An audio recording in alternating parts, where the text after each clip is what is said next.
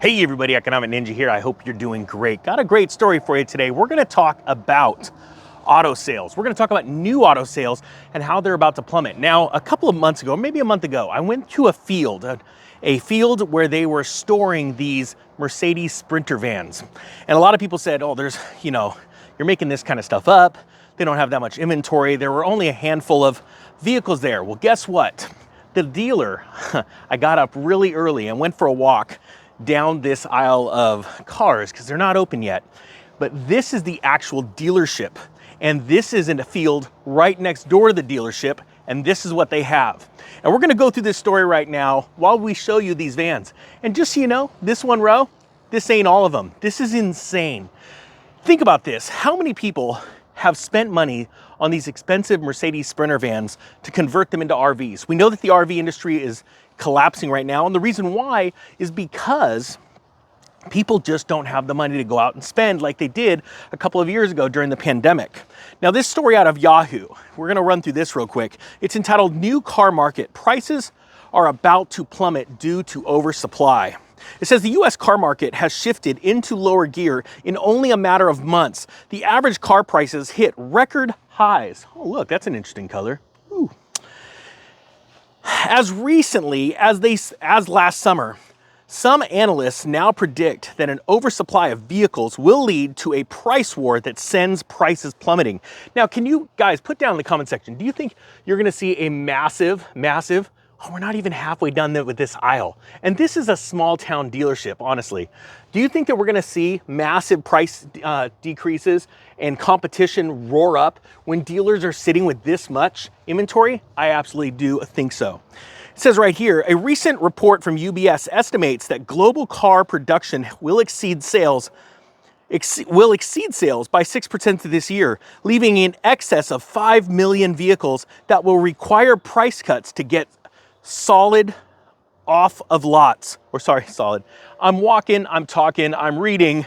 I'm trying not to fall in holes, and you never know if the occasional rattlesnake might pop out, okay? So, sorry. It will require price cuts to get sold. Let me swap hands here. You know, I'm not as good at this as Dan from I Allegedly, you know. So it says here, Yahoo Finance reported, although those price cuts may not happen until the later half of 2023. Now, I've been talking about this for quite some time, and I said that I am personally waiting until the summer of the fourth quarter of this year, 2023, and next year to buy my vehicles. I gotta ask myself, how do you get this many bugs on the rear of a vehicle? I mean, were you driving that fast in reverse? Put your comments and thoughts below. Holy cow, it's pretty bad.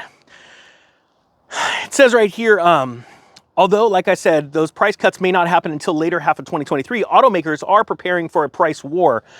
And some electric vehicle makers are already slashing prices. I mean, even in a time where electricity is going up, these automakers have got to start thinking, holy cow, we literally have energy hyperinflation starting. We have problems. People don't have money. And the government rebates are starting to really run out. They tend to get less and less as time goes on, as more electric vehicles hit the market, like companies like Tesla that are drastically cutting prices. It says here, given the bullish production schedule, we see high risk of overproduction and growing price pressure as a result. UBS said in a note to clients, the price war has already started unfolding in the EV space, and we expect it to spread into the combustion engine segment. Now, these are literally, we've got these Sprinter vans that are good for only two things, really. You don't buy them to commute in.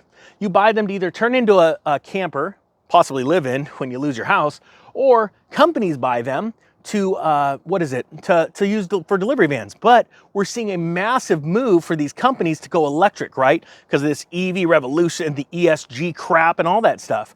So you look at these Sprinters and you're going, these aren't even electric. What are they gonna do with these? I mean, how cheap are these gonna be? And another thing too that I think about is how much is it going to, how many people have taken these and literally put $100,000 over the cost of the vehicle to convert them into some glamorous, camping van, and they're not gonna be able to pay the payments on it. They're going to lose so much money, it's insane. Now, I haven't even been able to get down to the end of this. because as you can see, it gets super tight. So I'll go around this other aisle, but I just want to give you the scope of how many vehicles there are here. Now it says here, makers of family cars are most likely to suffer from price cuts, said analysts, while luxury car makers are expected to hold up better. Well, these are here are Mercedes. This is a luxury car company, and I'm telling you right now, here, we'll flip the thing, these things. Can they show them? Oh, can't. Hold on. Stand by. The Ninja doesn't do good like this. You know the Ninja doesn't edit very much.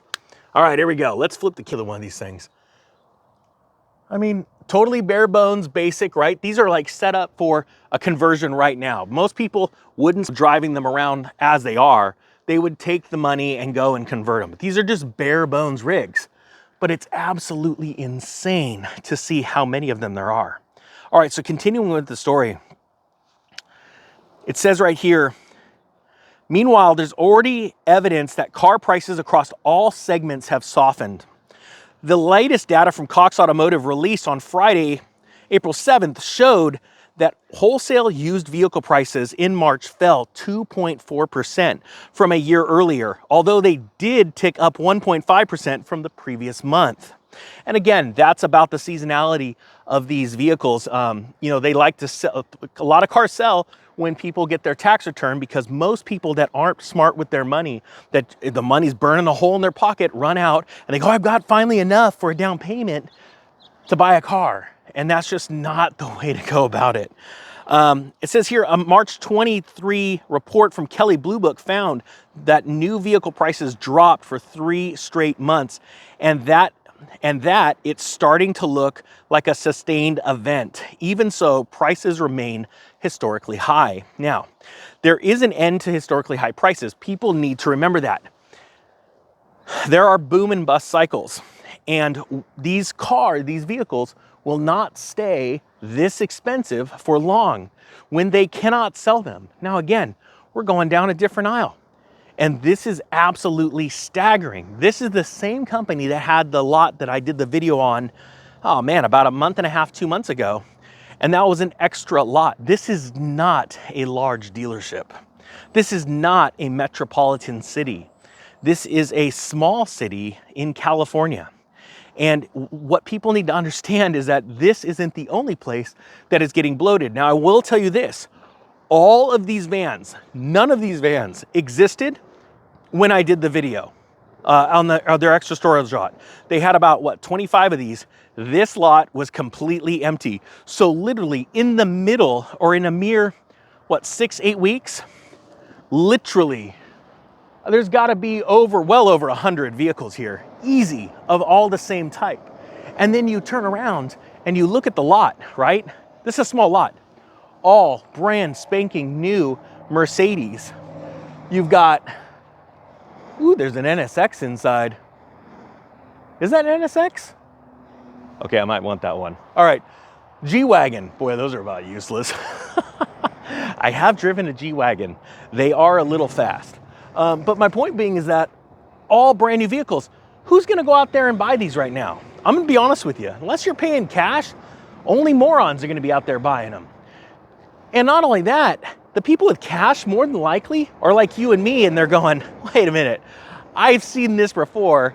I'm smart with my money. I'm gonna wait until there's excessive discounts. Look at the line of G-Wagons. Ooh, boy, those are pointless. But you see my point. And again, here's the prime example. They've got one of those Sprinter vans next to an RV. And to be honest with you, if it was me, put down in the comments what you'd say. I'd rather get the RV rather than the van, something that size, almost like exactly the same size. But this is really the point. Brand new cars, loaded to excess. Here, I'm gonna flip the camera around here. You can see literally, they don't have any room for parking. No room. And that's where we came from. And that's not the only aisle. We walked through another aisle. So guys, I want you to think about waiting, preparing for all of those deals. Let them come to you. I can't wait to show you guys the cars that I want to buy, that I'm going to buy. You guys already know my list of cars. And I've been saving for this list of cars, no joke, a collection for the greater part of a decade. And I am so excited to start buying these cars in 2023 and 2024. All right, guys, that being said, the Economic Ninja is out.